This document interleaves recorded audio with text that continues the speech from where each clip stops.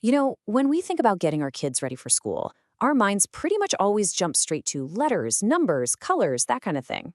But what if the most important skills aren't on a worksheet at all? Today, we're going to dive into what it really means to raise confident, capable kids who are ready not just for kindergarten, but for, well, life. Look, we spend so much time on those academic building blocks, and don't get me wrong, they're absolutely important.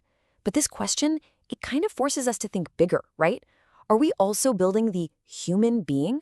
Are we giving them the tools they'll need when, a friend snags their toy or their zipper just won't cooperate? And that's exactly what we're going to talk about. So let's just push the flashcards aside for a minute. True readiness, real preparation, is all about building a foundation of practical, social, and emotional skills, the kind of stuff that's going to serve them long, long after they've mastered the alphabet. This right here, this captures a huge shift in thinking.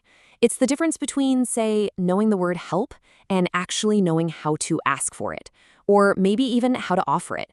It's all about active capability, not just stuff they've memorized.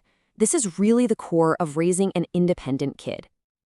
And these practical skills matter so much because every tiny act of independence, every button they fasten by themselves, every little problem they solve, it's like another brick in the foundation of their self-esteem. It teaches them that they're competent, that they have a valuable role to play in the world. This quote from Edutopia just nails it. It connects being capable with belonging to a community. I mean, when a child has a responsibility, even a super small one, it sends this incredibly powerful message. Hey, you are an important part of this group. We trust you. You belong here. Okay, so at the very heart of building all this confidence is problem solving. And as the Good to Know Network explains, this isn't some advanced skill they learn way down the road. It starts super early. Think about it. When a baby cries to get your attention, or a toddler figures out how to yank a toy closer, they are already learning to spot a problem and take action. So what does problem solving actually look like for a little kid? Well, it's not just one thing. It's this whole mix of stuff. It's the creativity to use a bucket to carry a bunch of toys at once, the analytical thinking to realize why a puzzle piece isn't fitting, the initiative to just try turning it, and the persistence to keep trying when it doesn't work the first time. And this brings us to, well, kind of the hardest part for us adults. To really let these skills grow, sometimes we have to do the absolute hardest thing: get out of the way. Our job is to create the space for them to try, to struggle just a little bit, and ultimately to succeed on their own terms. There's this concept called productive struggle. And man, it is so tempting to just jump in and fix things the second we see our kids get frustrated. I do it too. But letting them feel that frustration, letting them wrestle with the challenge, that is what builds resilience and patience. It teaches them that being frustrated is just part of learning, not a signal to quit. Finding that perfect level of challenge can be tricky though, which is why I absolutely love this tool from Conquering Kindergarten. Think of it like Goldilocks. Not too easy, not too hard, but just right. Making a simple chart like this with your kid lets you both see the progress. I mean, moving Pack My Backpack from the Need Help column to the By Myself column, that is a huge, visible win that builds some serious momentum. This whole idea of stepping back, it also applies to a really big one: conflict. Fights over toys can be super stressful, but if you reframe them, you realize that every single disagreement is like a pop quiz in social problem solving. It's a chance to practice some of the most important life skills they will ever learn. And the good news is we don't have to just leave them to figure it all out alone. The Child Mind Institute has this brilliant 3-step guide. And here's the key.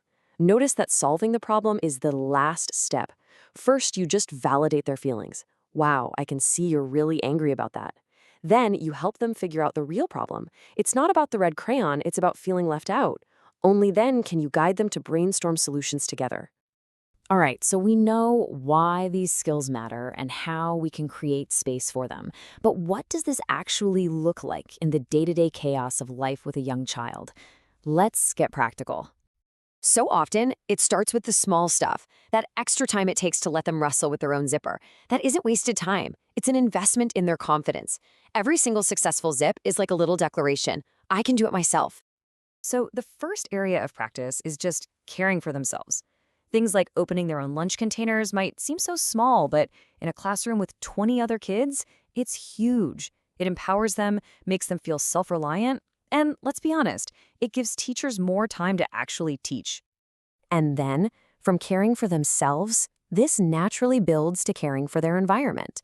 The responsibility of putting away their own toys at home translates directly to being the stack master or the classroom librarian at school. It teaches them that they are a co-creator of their space, not just a passenger in it. And this is where it gets really beautiful. The skills expand from caring for self and space to caring for each other. And you have to check out these creative job titles from Edutopia. You're not just a helper, you're the kindness detector or the chief encouragement officer. These roles don't just assign a boring task, they explicitly teach empathy, gratitude, and joy. How cool is that? So after a year of practicing these skills of zipping zippers and solving squabbles and being the chief encouragement officer, what's the real measure of success? It's definitely not a report card. It's about the kind of person they are becoming. This is so important. We're not aiming for perfection. We're not trying to raise a kid who never struggles or never makes a mistake.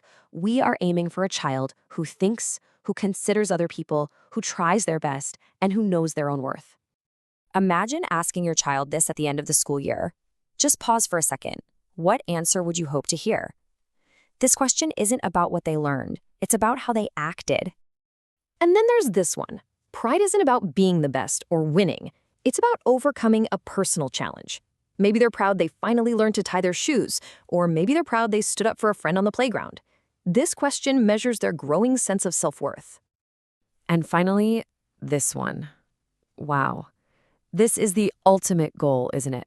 To raise a child who can look inward and find things to love, not because of what they have or what they've won, but just because of who they are. Just remember this.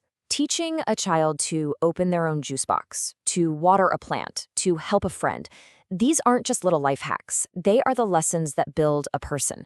The small acts of independence we nurture today are what give them the confidence, the kindness, and the resilience to answer those big questions tomorrow.